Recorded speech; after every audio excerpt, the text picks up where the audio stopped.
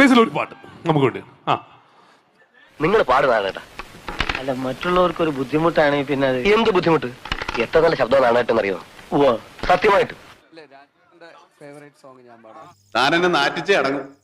എന്നെന്തിനാടാ എന്റെ പിടിച്ചിടുന്നത്? പുതിയ മുഖം പുതിയ മുഖ ഇനിയൊരു പുതിയ മുഖ പുതിയ മുഖ പുതിയ മുഖ ഇനിയൊരു പുതിയ മുഖം. അത്രേ അറിയുള്ളൂ. Thank you.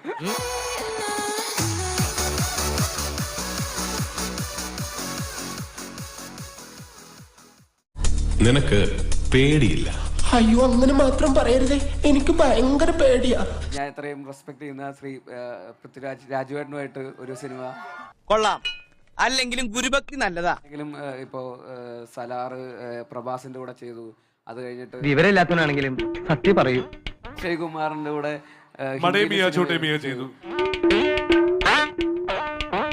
അത് കഴിഞ്ഞ് അദ്ദേഹത്തിന്റെ വളർച്ച ഇപ്പൊ എന്റെ കൂടെയാണ് എന്നുള്ളതാണ്. നിങ്ങളെ കാണാൻ ഗ്ലാമറും താടിയൊക്കെ ഉണ്ട്, പക്ഷേ ഒന്നുകൂടി വളരാണ്ട്. ശരിയായിക്കോളും. തുടക്കത്തിൽ എല്ലാവരും ഇങ്ങനെയൊക്കെ തന്നെയാ, വിഷമിക്കണ്ട. കഥ ഞാൻ ആദ്യം കേൾക്കുമ്പോ മലയാള സിനിമയിൽ ബേസിൽ ജോസഫ് എന്ന താരോദയം ഉണ്ടായിട്ടില്ല. ഒരു കയ്യബദ്ധം നാറ്റുകരുത്. ഇനി തോന്നിയാസം പറഞ്ഞു നടന്നാലുണ്ടല്ലോ. അദ്ദേഹത്തെ എനിക്ക് ആദ്യമായി കാണാൻ സാധിച്ചത് വിമാനം എന്ന സിനിമയിൽ ഞാൻ അഭിനയിച്ചുകൊണ്ടിരിക്കുമ്പോൾ അദ്ദേഹം എന്റെ സെറ്റിൽ വന്നിരുന്നു. അപ്പോൾ ഞാനൊരു ഫോട്ടോ എടുത്തോടെ അദ്ദേഹത്തോട് ചോദിക്കുകയും, എന്നെ കൊലക്ക് കൊടുക്കരുത്, എന്നെ കൊണ്ടൊരു ഗുണം ഉണ്ടായില്ലെന്ന് കരുതരുത്. പിന്നെ ഇവന്റെ സ്വഭാവം ഏറെക്കുറെയൊക്കെ നിനക്ക് പിടിയിട്ട് കാണുമല്ലോ. അദ്ദേഹം സമ്മതിക്കുകയും ചെയ്തു. അങ്ങനെയാണ് ഇനിയെങ്കിലും നീ മനസ്സിലാക്കിക്കോടാ, എനിക്ക് ബുദ്ധിയുണ്ടെന്ന്. മണ്ട ചെറിയ വട കൊടുത്ത് വലിയ വട വാങ്ങിച്ചു.